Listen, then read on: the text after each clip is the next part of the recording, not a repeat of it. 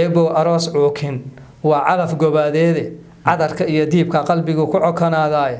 eebow cambaro sheekh isi caashaq baan ahay ilaa gabadha waan jeclahay ilaa gabadha ay soo celi bule ku soo dhawaada barnaamijkii sahanka sugaanta oo mar kaleeto halkan aan ku gorfayn doono mid kamid ah maansooyinka Soomaaliyeed ee taariikhda ku dhaxle sugaanta Soomaalida maansada aan maanta idin wadno waa gabay uu tiriyay Allah u naxariistay Sayid Maxamed Cabdillah Xasan gabaygani inta badan waxyaabaha uu ka hadlayay dhaqan ahaan Soomaalida marka la fiiriyo sidii lagu yaqiinay waa uu ka yara bedelan yahay ama waa uu ka duwan yahay waxa laga yaabaa inaad is dhahdo warninku maxaa ka sii aha laakiin fafaahinta iyo arintu siday tahay iyo guud ahaan xogta ku jirta gabayga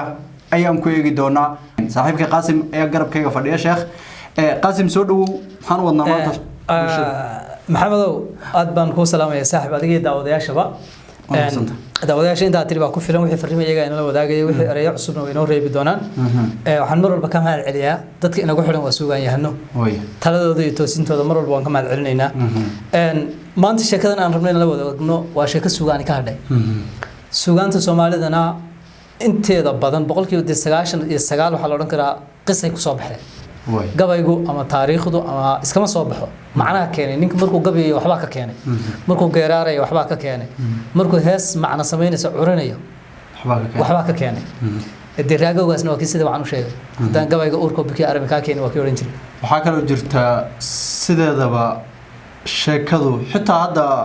warbaahinta oo kaleeto sheekadu hadayna qiso macna la ku saabsaneen dhadhan ma yeelato sugaanta Soomaalidana mid qisooyin la yaqaan ku saabsan ba macna kale wala wax la wada og yahay aad iyo aad marka qiso warintu waa muhiim waa meel ka muhiim ah waa qayb aad muhiim u ah sugaanta waa hagaag maanta qisadani waa caga wadaadley waxa la dhahaa caga wadaadley Sayid Maxamed Cabdillah Xasan baa bixiyay waxay dhaxmartay laba nin oo isu seedi ah oo waxba isu reeban laba nin oo isu seediyaal xididka soo geela xishoon jiray maanta way ka baxday xadkii maanta xididka la xishoon jiray xaga sheen u dhaafaynaa maanta waxaynu warinaynaa suugaan ay isu tiriyeen laba xidida oo aan waxba isu reebanin waayahay waa nin gabar qaba iyo seedigi gabadhu qabay walaalkeed baa fooda isdaray waliba kaaga sii daranay labada nin mid waa Sayid Maxamed Cabdillah Xasan oo halgamaagii hogaamiyihii dhamaay daraawisheed suugaanyahankii sheekhi caalimka inta wuxuu yahay wuxuu galay wuxuu gudaha la garanay Sayidku nin cajiib waxa Sayidku nin meel badan gal u ahaa wixii rag yahay uu ahaan jiray gabadh walaashiisa oo la oran jiray Cambaro Sheekh Cabdulle baa la oran jiray waxa guursaday nin la yiraahdo Nuur Xaashi Cali Ibrahim baa qabi jiray nin reer aha sayidka gabadhii lama rabin ninka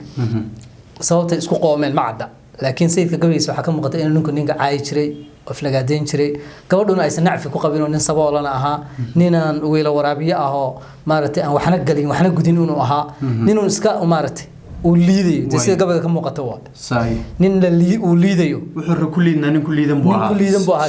sida gabayga ka muuqata sidoo gabayga u dhigay ha ninkaasi gabadhii miyuu ku filaan waayay gabadhii miyay ka soo eed sheegatay sayidku lama rabin ninka gabadha wuxuu jeclaysay inuu ninka gabadha ka furo mid kalena uu isku ciilkaan beeyayo hadda ka hor gabadha niman hore oo malaha ka soo doonay wuxuu isleeyahay maxaa gabadha nimankii hore u siiyay nimankii haddaad siin lahayd maanta tani kuma maanta ciilkan ima haysteen buu leeyahay haddaan gabadha raggii hore ku dari lahaa waan gartay sayidku isagoo tiiraanyadaas dibinta ruugaya ninkii seediga ahaa oo marka uu gabaygan tiray gabadha uu qabaa seedina waa loo hamran jiray sayidku uma hamran seedigi ragadu coloobo oo de maartay ragadu dagaal dhex maro isu hamran maayo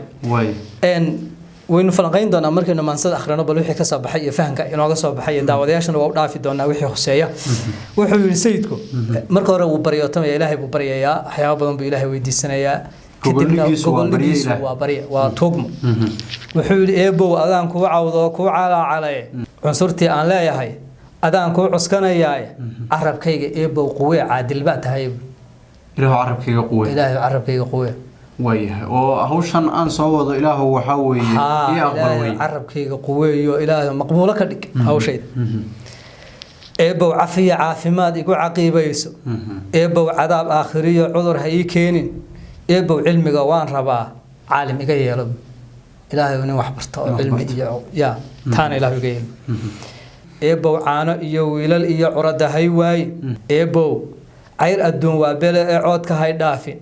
oo aanan cimiir abadankay carab gamaan waaye fardaha aad buu u jeclaasiid ilaahay intaan nool ayaanan bilaa faras noqon buday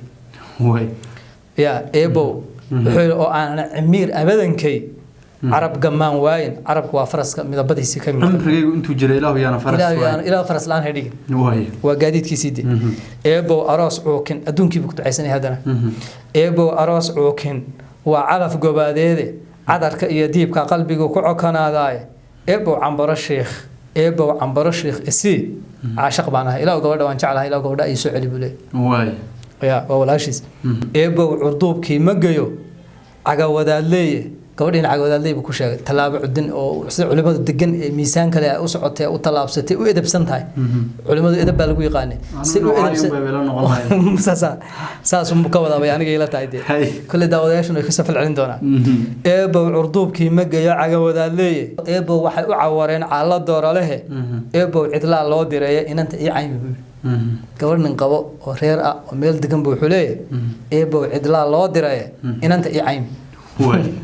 gabadhii inay cilowday oo dib jirtay oo diboo tahay oo ka soo qaaday markaas uu ninkii hadana sii wadaya wuxuu leeyahay bal hadaanu caaqibo galeen calalna waa maale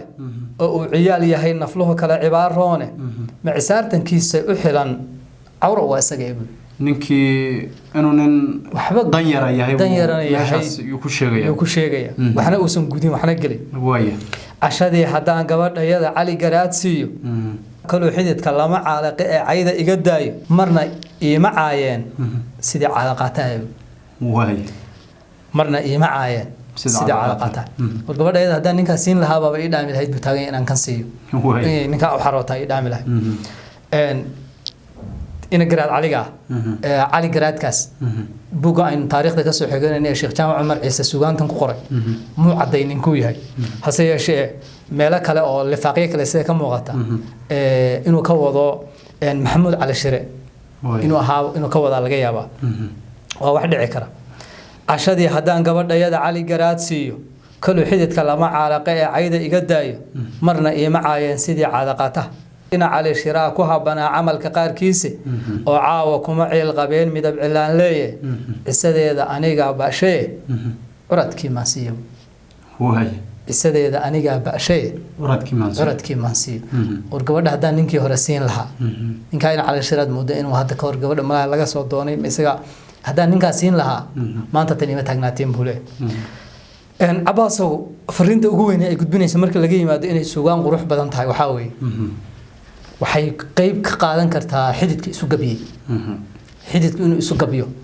way yareyd sida barnaamijka dhaqanka iyo hidaha idaaja dhowr jeer uu ku tabiyayna xididka isu gabiya dad kooban buu intuu sugaanta idaaja soo gaadhay uu ku sheegay salaam carabi waa kamid ahaayo reer xididkii waa kii u gabiyay way oo isaga qudhiisu ma yareysan nin seedigii waa kii meel iska saaray ninkii la oran jiray Axmed Dirir ya أحمد الردي وكيسنا تسيدا قروح لبضن وواحد لا يجوادي تو جوادو قبي بمارتي حاجة سوق ربي بين قوة دوم كسوق إسنا كحال ويا أدوكو سكوسو دودو برجع حديد كأوجبي ويفريري ما ترى حاسس كود أوجبي كور رجع حاسس كود أوجبي وبدين تيني جوادي ستوسين مثل ماما مثل مارتي دي رجل لي رجع بدن بدور كود أوجبي لكن نين حديد أوجبي ويتريرت sayidku marka kaalintaas maanta wuxuu dhex taagan yahay dadka xididka u gabiyo inuu qayb ka yahay baad ka garan kartaa ilaan gabadha nin dib ay ka kala tageen sida la sheegay oo gabayga markuu tiriyay reerkii waa burburay sida sheekh jaamac Umar Ciise uu qoray laakiin marka uu gabaygan tirinayo ninku waa sayidii gabadhan uu qaba ha waxa kaaga baxay maansan horta hadduu xitaa kala tageen inuu sayidku ninka gabadh walaashii guursadeen wax ka sheega ma ahayn dhaqanka Soomaalidana adugu xididka aad baa la isooga ilaaliyaa وأرين سكير بدن أو ده قرابة ها لو قفل كي دلاشة ولا ليس وحاول سيء كلا عد جوستان بيجانا لكن مركي حدد نمو يو قرابة نمو ده دينا عجور كي ولا ليس ما كلا عد جوستان كران وأرين أضفال حن كلا عد جوست ك dadka noocaas ah xididka dhaqan ahaan Soomaalida markaynu nahay bulshooyinku ugu dhaqanka fiican inaynu nahay baan aaminsanahay halkaas marka la fiiriyo marka gabaygan dhowr arrimood baa ka muuqda waa midda koobaad horta inaan nin maanta jooga lagula yaabaynin haddii uu saydigii u gaabiyo xasan soo gabiyo mar haddii sayidkiiba u gabiyo sayidkiiba hadduu waxa weeye saydigii sida u higaadiyey inaan lala yaabaynin ba horta mid waa mid caddaynaysaa midda kaleetay caddaynayso waxaa weeye in ninka ama gabadha kulkii lagaa guursado haddii saad doonaysa aad ka weydi ninka walaashaa guursaday adkaysigeedu inuu adag yahay inaad ka adkaysato dhan kastaba ha noqotee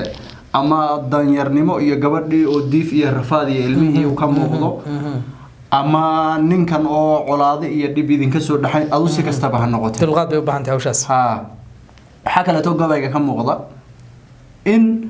sayidku uu qirsan yahay in xididka in wax laga sheego aysan wanaagsanayn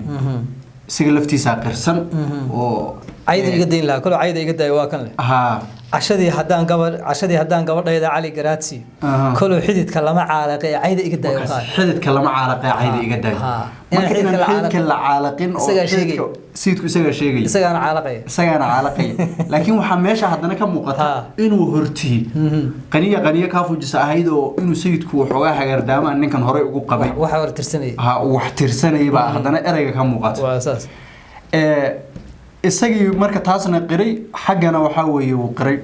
waxa kale to meesha iyadana ka muuqata gabadha nin fiican haduu ka soo doono inaad siiso oo dhawaan halaq mareen ba iska noqon kartaa oo wax walba ku soo deegi kara waasaas hadii gabadhaadii aad nin fiican u hesho gabadha ninka fiican ee kugu horeeyay u guuri meeshii ay dhawaan halaq mareen ka noqon lahayd oo in dhawaan isu gabaydaan meesha ka iman lahaa intaas marka aan ka soo tagno waxyaabaha ka muuqda suugaanta sayidka iyo gabaygan uu gabadha walaashiya u tiriyay haddana waxaa muuqata mid kaleeto oo Soomaalidu inta badan aad uga hadasho oo ah arinta gabayga wixii lagu tuugmo ama lagu bariyo ilaahay in la aqbalo arrintaas aad baa waxa weey suugaan Soomaalida iyo dadka waxa weey dheer garadka u sheegan afleeb la oran jiray halkan ina ka muuqataayo sayidku markii dambe gabadhii in loo furay baa la cadeeyay meesha lagu cadeeyay oo iyadana la qiray oo buugga ku xusan waxyaabahaas oo dhan marka aad fiiriso waa suugaanta in la isku habaarin oo la isugu dadku waa in lagu ducaysto ma fiicano loo duceeyo dadka lagu habaarin baash saasa fiican marka si guud de maanta sayidkii oo saydigii waxa weey hilfaha u qaaday baa waxa ugu muhiimsan meesha ka muuqday waa la asturaa xidid haduu in baleeyahay way ninka in hadda sheegaynay Axmed Dir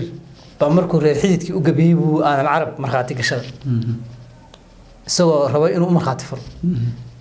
markaasuu aadan gabay soo tiriyay qurux badan oo maadeyntii iyo raadgad baa aan carabooda u leeyahay marka waxa kamid ahay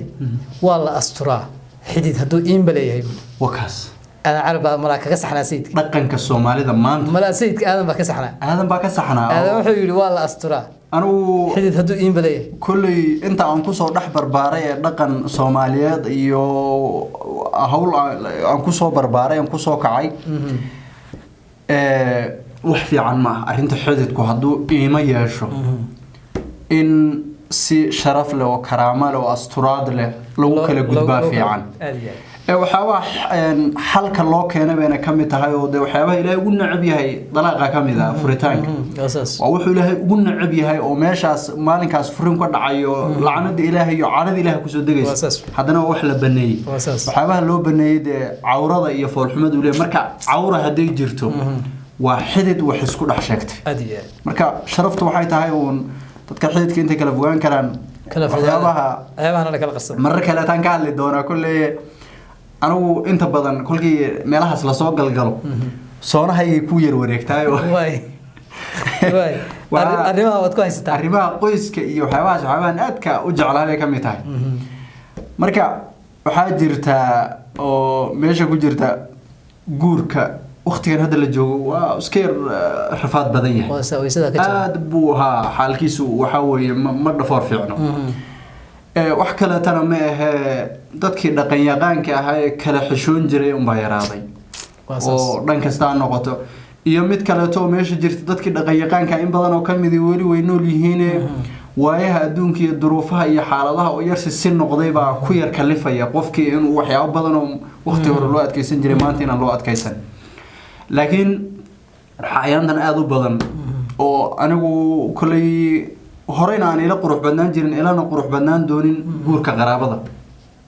dadka maaragtay ehelka ah laba walaal ilmaha wada dhaleen oo kaleeto oo ilma abti aha ama habra wadaag oo kaleeto ama ilma adeer ina adeer oo kaleeto ilaan ilma adeerkii ashirada saa u dhow dadkii guurka noocaas saa u dhow uu foolxumo badan yahay sheekh baa wuxuu dhihi jiray Allahu naxariistay waa u dhintay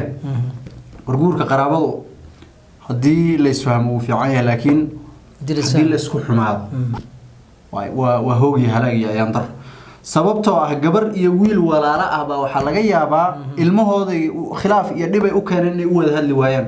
laba nin oo ilma adeer laga yaabaa laba gabdhood walaalo laga yaabaa inay u wada hadli waayaan ilmahooda khilaaf dhexdiisa ka dhashay waqtiyadana oo qurbaha Soomaalidu tagtayna guurka noocaas aad buu inoogu badan yahay waxyaabaha qaybo kamid ah furiinka Soomaalida ku dhex badiyeen anigu aan aaminsanahay inuu kamid yahay guurkaasi dad badan oo walaalaha inay kala irdhoobaan ugu keena marka Soomaalida maanta joogtay waliba dhalinyarada wax badan oo shalay la xeerin jiray baan maanta la xeerinina dhaqanka ayaa laga tagin oo sidii wax loo xeerin jiray hal isku xishoodaan leenahay dhamaantood guurka qaraabadana ma dhafoor fiicnaa la iska ilaaliyo waxyaabo kale oo dhinaca diinta kulli culimadan u deyninaay diiniyana kutuba laga qoray guurka qaraabada dhibaatooyinka uu leeyahay oo culimada islaamku ka qoreen marka taas culimadan u deynaya gali maayo ninkii soo aqriyay uu soo aqriyay ninkan soo aqrinaha soo aqriyo raadiyo marka guurkaasna waxaan leenahay ma dhafoor fiicno marka si guudna xididka war alla kala xishooda haduu ilaahay yiraahdo tan iyo kulanti dambe waad mahadsantahay